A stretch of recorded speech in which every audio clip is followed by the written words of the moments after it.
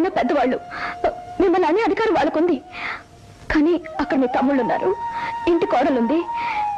వాళ్ళు ఏమైనా మిమ్మల్ని అంటే మాత్రం నేను సహించలేనండి.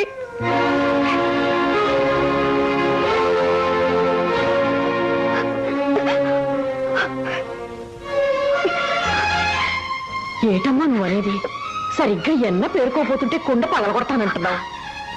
ఇది ఇప్పటికీ పగిలిపోయిన కొండ చిలకమ్మా, ఈ కత్తుకోదు. బాగా ఆలోచించుకోమ్మా. ఆ గీత చెరపడానికి నువ్వు ఎన్ని ఇబ్బందులు పడ్డావు. గీత చెరపడానికి నేను ఎప్పుడూ ఏమీ చేయలేదు చిలకమ్మా.